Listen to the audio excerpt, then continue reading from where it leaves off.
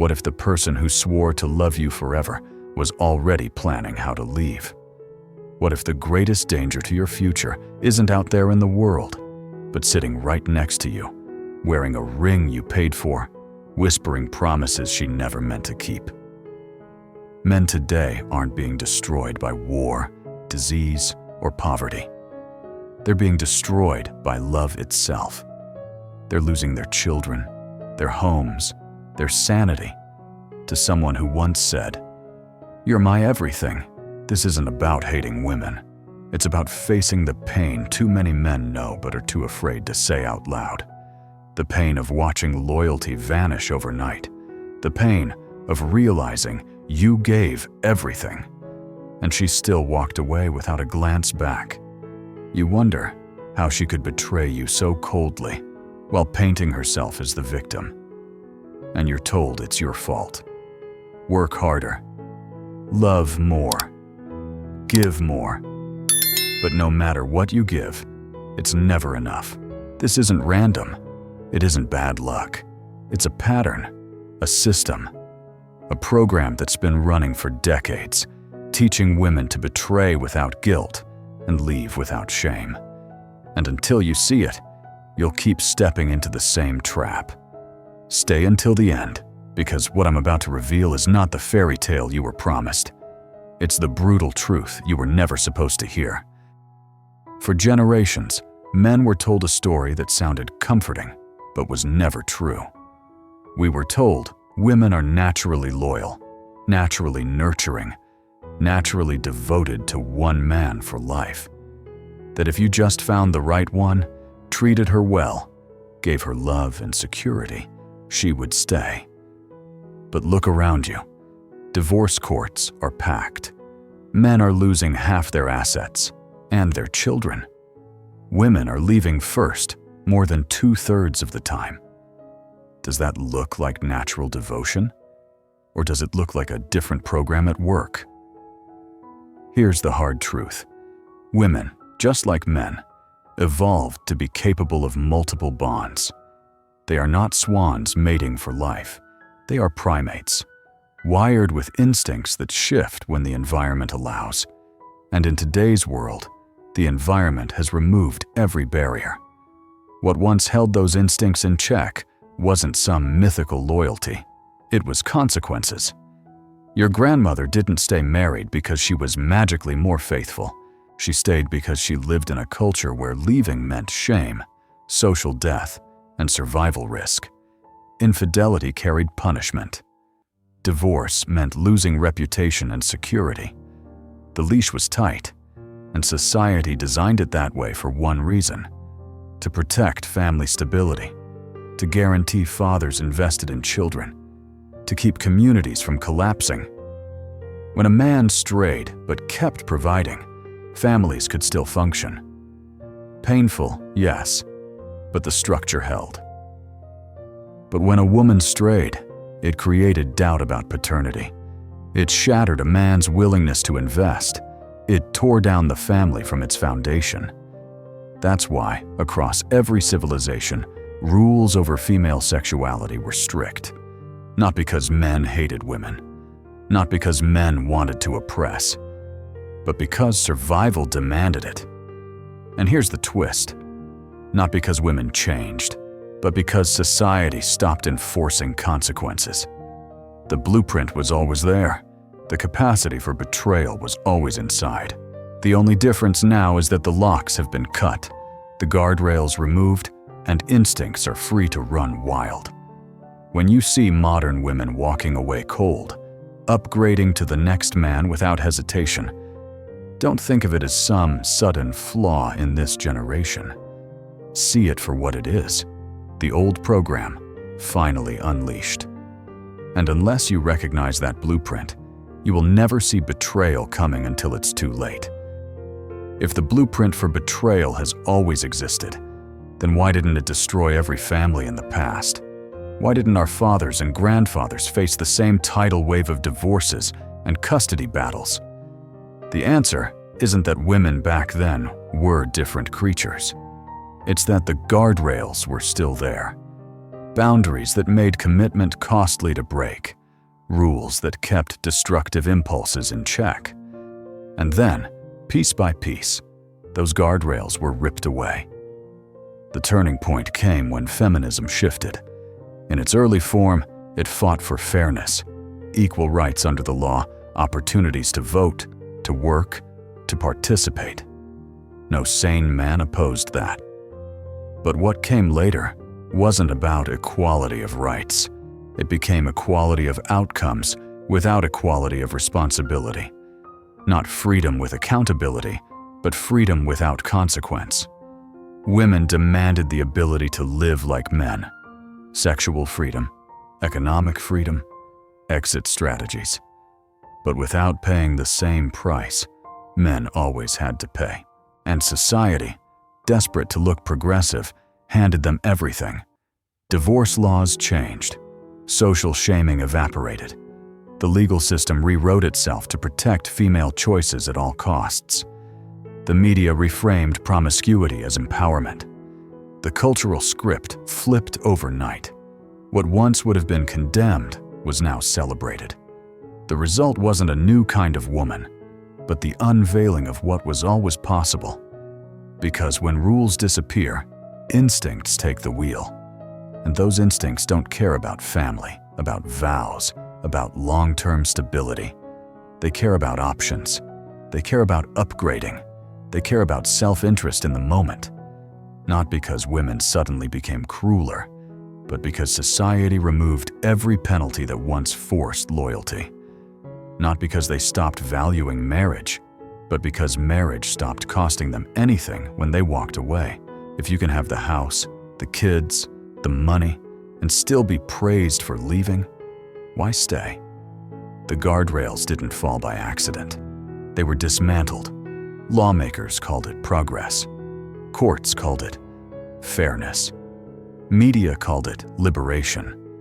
But what it really meant was this. The floodgates opened. The restraints that protected men, children, and family structure were erased. And once the gate is open, you can't pretend the flood won't come. When you wonder why betrayal feels so common now, don't look for a change in female nature. Look at the world that tells her she deserves more. Look at the culture that tells her commitment is optional.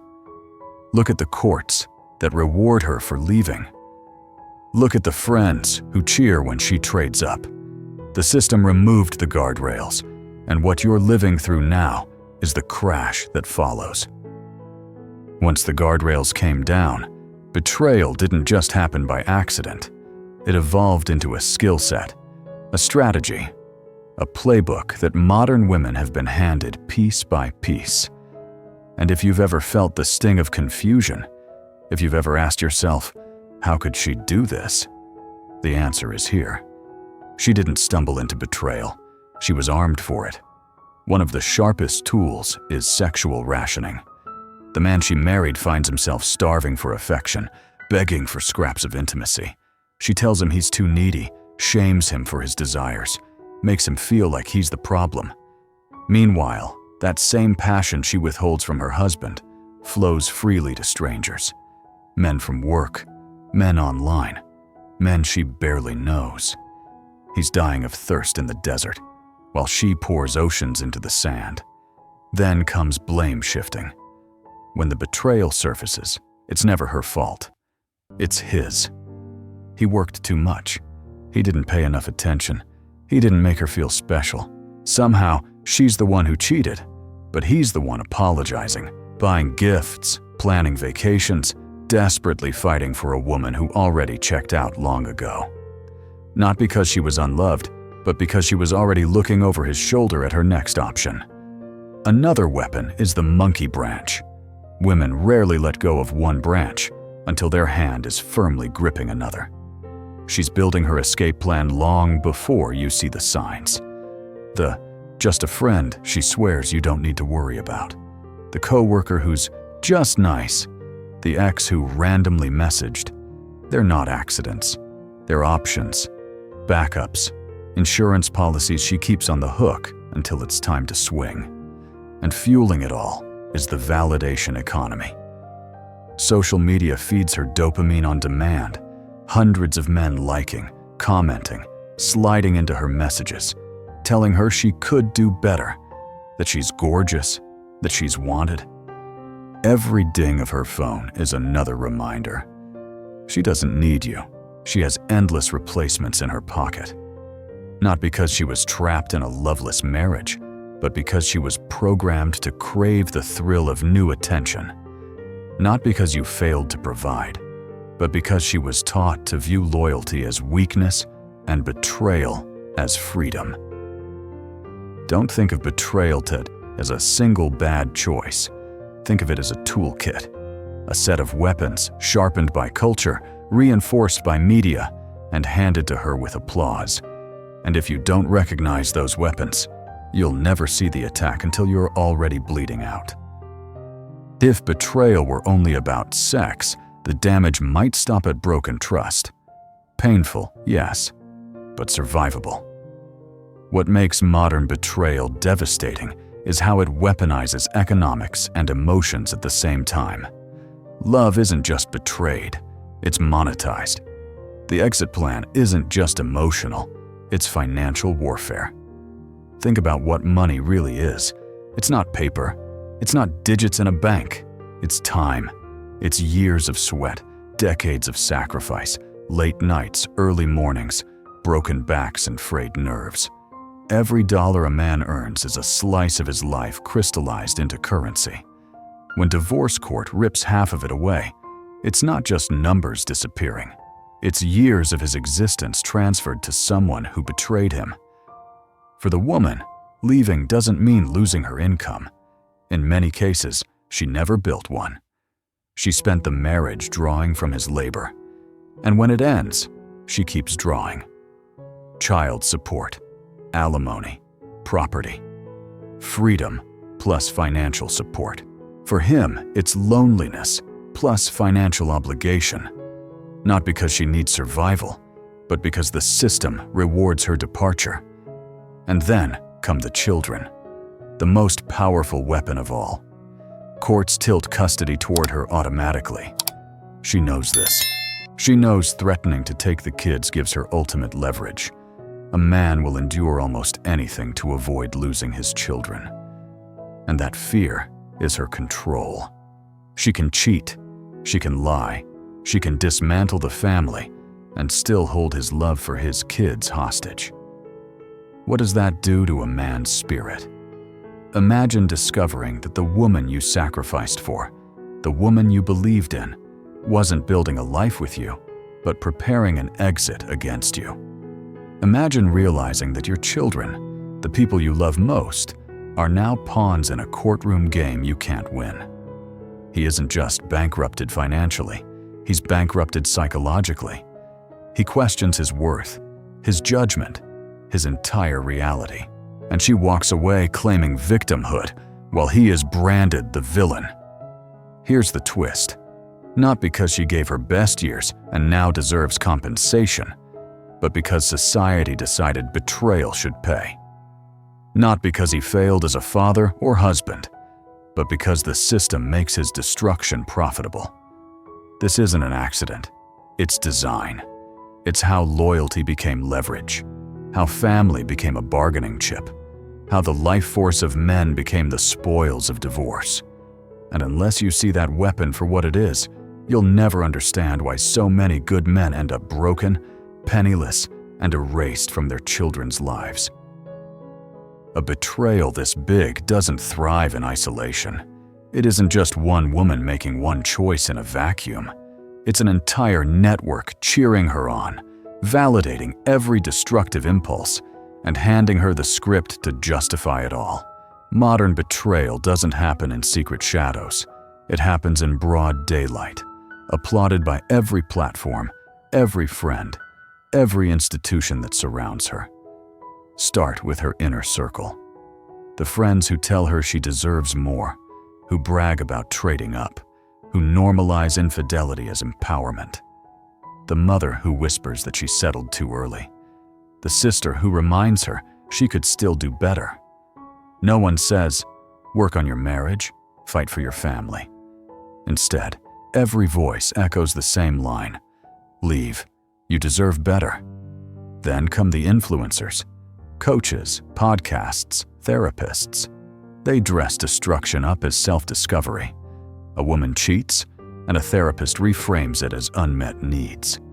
She wants divorce, and the coach calls it personal growth. She shatters her children's world, and the influencer praises her courage to choose herself. Not because it's healing, but because there's profit in the chaos. The therapy industrial complex thrives on endless cycles of breakups, not stability. Social media pours gasoline on the fire. Every notification tells her she's valuable, beautiful, wanted. Old flames slide into her inbox. Strangers compliment her endlessly. Each like, each DM, each heart emoji reminds her she has options. While her husband is at work building a future, she's already testing the market in her pocket. Platforms don't discourage it, they encourage it. Because attention is the new currency, and betrayal generates clicks. Even schools and media play their part.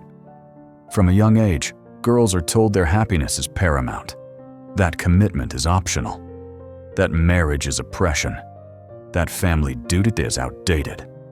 Duty, sacrifice, loyalty. Those words vanish from the script. In their place, self, self, self. The education system primes them. The media reinforces it. The culture celebrates it. Here's the twist. Not because she is uniquely malicious, but because every surrounding voice has been rewired to make betrayal feel righteous. Not because she carefully weighed family against freedom, but because the system told her loyalty is weakness and discontent is strength. And so, when she finally leaves, she doesn't just leave with confidence. She leaves with applause. The network rewards destruction as if it were bravery. And the man left behind stands alone, wondering how love became the only battlefield where the enemy is cheered for breaking the rules. You might think men would see all this and rise up in strength. That betrayal, once exposed, would ignite a refusal to play the game. But that's not what's happening. The tragedy is not just in what women are doing. It's in how men are responding. Instead of demanding accountability, too many are begging for crumbs. Instead of walking away with pride, they're crawling back, thinking submission will buy back love. Look around. You'll see men simping online for strangers who would never give them the time of day. You'll see husbands groveling to win back wives who already built escape plans. You'll see boyfriends showering women with gifts, vacations, endless attention, believing that if they just try harder, she'll finally stay. And every desperate act only deepens her contempt, because nothing repels desire faster than weakness. Here's the twist. Not because men are naturally weak, but because they're still playing by yesterday's rules. They were taught that hard work, provision, sacrifice would guarantee loyalty. That if you just loved her enough, she would love you back. That if you stood by your vows, she would too. But those rules were written for a game that no longer exists. The system rewrote the script, and men never got the memo. So instead of rising, they double down on effort. They try to fix a marriage that isn't broken, it's abandoned. They pour into a woman who isn't lacking love, she's craving novelty. They seek therapy with someone trained to validate her betrayal while blaming his devotion. Not because it will save the relationship, but because the system tells him it's his only hope. Every time a man forgives infidelity, the message she receives is not gratitude, but disgust. He thinks he's showing compassion. She sees weakness. He thinks he's healing. She sees a man with no backbone, and contempt kills faster than conflict. The more he gives, the less she respects him, until finally, she leaves anyway, taking everything, while he is left confused as to how trying harder made things worse. This is the tragic response of modern men. Not rebellion, but compliance. Not boundaries, but desperation. Not walking away, but kneeling in the ashes of what's already burned. And until men learn that begging does not inspire loyalty, that provision does not guarantee love, and that sacrifice without respect leads only to ruin, this tragedy will keep repeating. If men's greatest mistake has been trying harder in a rigged game, then survival begins with refusing to play by those broken rules. The answer isn't in more gifts, more effort, more forgiveness. The answer is in setting boundaries so strong that betrayal cannot sneak past them. The answer is in protecting yourself before you even step into the arena. Here's the first shift. Stop assuming marriage as it exists today is the same institution your grandfather entered. It's not. The contract has been rewritten. The risks are higher. The protections are gone. What used to be a partnership has become a legal trap with one exit door, and she controls the key. Not because love itself changed, but because the law surrounding it did. That's why the first line of defense is caution. Don't rush into marriage. Don't sign away your future without safeguards. Don't mix finances. Don't hand over assets. Don't build on unstable ground. If you must marry, make prenups real. Make infidelity clauses bite. Document everything. Think less like a groom and more like a man going to war, because in truth, that's what it is. Inside the marriage, survival means boundaries that are clear, firm, and non-negotiable. No secret social media lives. No male friends orbiting in the background. No nights out without accountability. Not because you're controlling, but because betrayal thrives in shadows. Boundaries are not oppression. They are protection. And if she violates them, there are no second chances. You walk. You don't beg. You don't negotiate with destruction. The system will not protect you. The courts will not protect you. The culture will not protect you. That leaves one option. Protect yourself. Build leverage before you need it. Gather evidence quietly. Prepare for the day she decides to leave, because odds are, that day will come. Survival means being ready long before it happens. Here's the twist. Not because you hate women, but because you value your life. Not because you want to control, but because you refuse to be controlled. Not because you fear love, but because you understand what love has been turned into by the system you're trapped in. Survival in this age is not about playing hero in a broken fairy tale. It's about becoming unbreakable in the face of betrayal. And once you stop believing the lie that loyalty is guaranteed, you can finally start building a life where betrayal can no longer destroy you. Every betrayal has a cost. Not just for the man who loses his home, his children, his wealth, and his peace of mind. Not just for the marriage that dissolves in the courtroom. The cost echoes far beyond the moment she walks away. It shapes generations.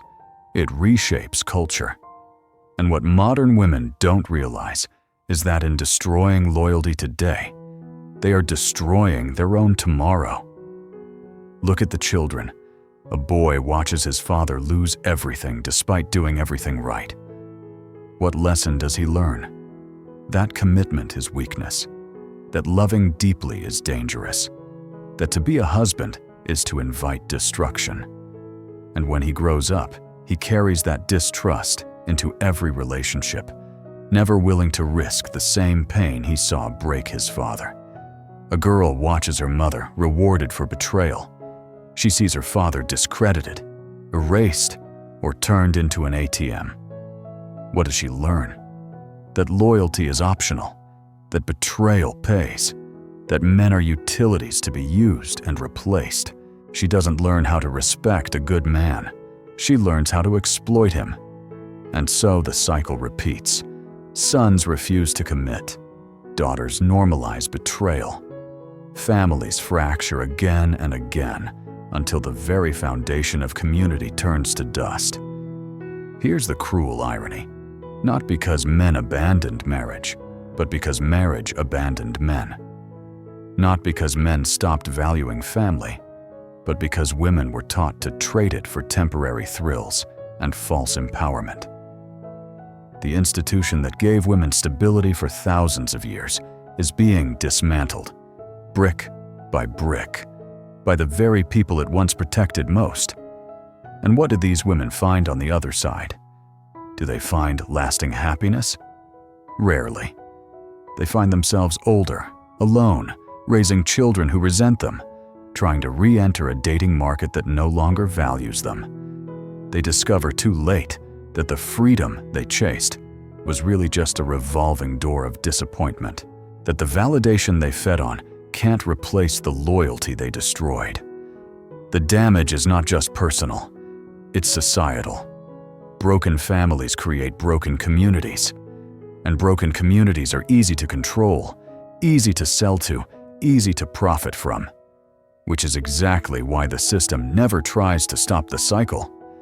Destruction is profitable. Stability is not. This is the future being created right now. A generation that fears love, mistrusts loyalty, and treats family as disposable. Not because love no longer matters, but because betrayal has been rewarded for so long that love no longer stands a chance. The harsh truth is this: the greatest threat to men today isn't out there in the world. It's inside their own homes. Love, the very thing that should protect, has become the battlefield that destroys. Not because women suddenly changed, but because the rules that once restrained betrayal were torn down. Not because love is gone, but because love has been twisted into leverage, profit, and escape routes. This system doesn't collapse by accident. It thrives on broken vows, fatherless children, and men left in ruins. Betrayal is rewarded, loyalty is punished, and as long as that remains true, every man who steps blindly into commitment risks being crushed. But you don't have to be another casualty. You can protect yourself. You can refuse to play by rules designed to see you lose. Guard your future, set boundaries, and never mistake weakness for love. Because strength is the only language the system cannot twist. If this message hit you, don't keep it to yourself. Share it. Let another man see what no one else dares to say. And if you want more truth, raw, unfiltered, unapologetic, subscribe now. The machine won't warn you. The culture won't warn you. But here, you will hear what could save your life.